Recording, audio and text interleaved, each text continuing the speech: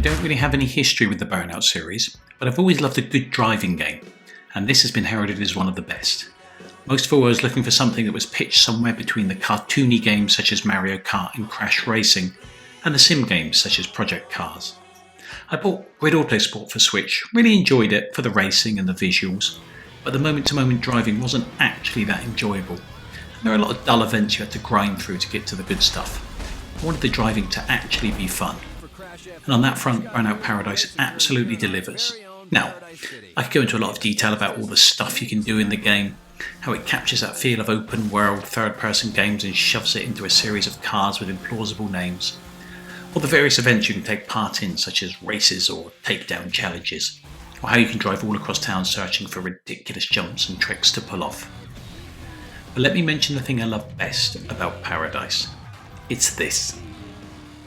Yes, that flying down the road at full speed, then pulling on the handbrake to barrel round a corner. It captures perfectly that cinematic moment in films when cars do the same, and if you time it just right, it feels absolutely fabulous. Honestly, I spend a lot of time just doing that and forget about all the other goals and events you can do. So there's this unalloyed joy in just driving around, taking me back to the early days of arcade racing with Spy Hunter and Outrun.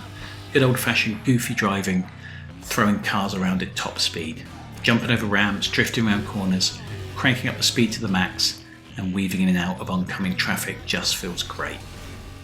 Now in terms of visuals, it looks pretty good, not as crisp as the likes of Grid Autosport, but I'm presuming that's because it's a remaster of a 2008 game. It's got that Vaseline on the lens quality, a slight blurriness around the edges of everything, but the sense of a city is spot on, from the industrial areas to the downtown to the mountains and ranches on the outskirts. The cars also are nicely designed and handled very smoothly indeed. You get a real sense of the differences between the sluggish but robust larger vehicles and the nimble but easily destroyed sports cars. For various events you can do, I think I still preferred the basic races. The takedown stuff is great, but it does get a little repetitive after a while. The unique take of the races is that there isn't a fixed route. Instead, you can select any route or shortcut to get to the finish line. A bit of a blessing and a curse, this one. On one hand, it's great when you take a different route from the other cars and steal the win at the end by getting to the finishing line a completely different way to everyone else. But it can also be a bit of a pain, especially for me with my notorious lack of direction, as I often found myself suddenly going in the wrong direction to the other cars because I got confused about which way to turn.